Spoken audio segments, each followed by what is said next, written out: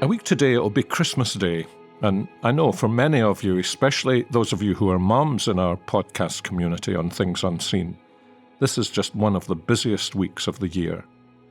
And some of us revel in the holiday season and all the events we just love planning, we enjoy doing, but there are others of us who rather dread it.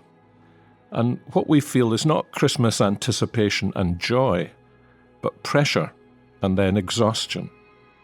And no matter what others say in telling us that we can do without all the fuss and keep things simple, we still hear an accusing voice telling us that we've not done enough, we need to do more, and we need to do it better. And both kinds of people, indeed both kinds of Christians, will this Christmas be listening to their minister's sermons. And, you know, when it comes to Christmas, there are also two kinds of preachers, those who love it and those who dread it. For the truth is, the more familiar the story, the greater the pressure most ministers and pastors and preachers actually feel preaching about it. The weight of the occasion can crush them rather than carry them. But if you think about it, underneath these different feelings we have, we actually all need one and the same thing, don't we? We all need the real message of Christmas.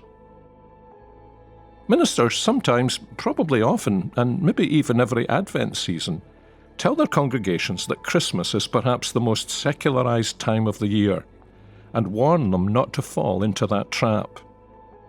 But you know, maybe it's just me, but I rather suspect that's really a counsel of despair.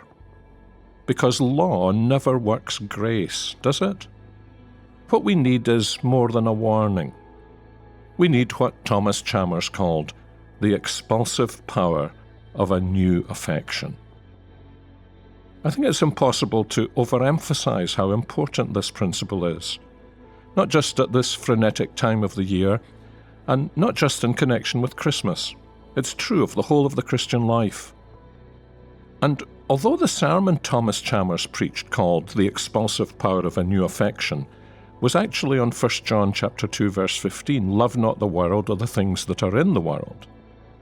It's perhaps especially Paul who emphasizes how important this principle of Thomas Chalmers is, that only a new affection will actually help us to love not the world. And how does that happen? Well, that's the million-dollar question, isn't it? Not least because it's surprisingly easy for us to turn this principle into another rod to beat our backs and say to ourselves, I need to get a new affection. I need to try harder to get it. Thomas Chalmers tells me I need it. Years ago, when I was a minister in Scotland, I developed a little personal tradition on Christmas Eve. I'd park a little distance from the church and walk across the brightly lit and decorated city square, en route to the late-night Christmas Eve service. It was really a way of preparing my spirit for what I would preach, preaching to people who scarcely ever perhaps went to church. And one year I noticed two police officers standing beside the life-size nativity scene in the square. "Guarding the manger," I said to them, thinking that perhaps a friendly conversation might begin.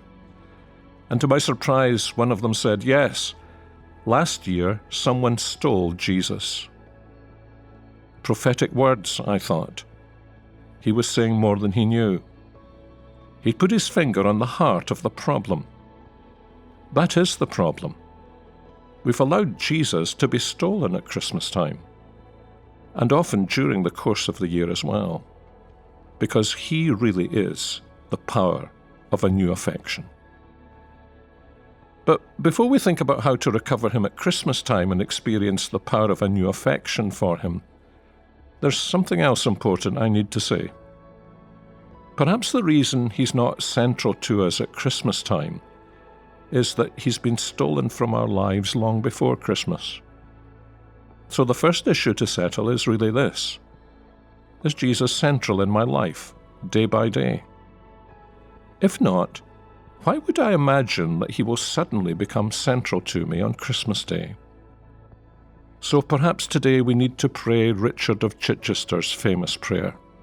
Lord, for these three things I pray: to see thee more clearly, to love thee more dearly, and to follow thee more nearly, day by day.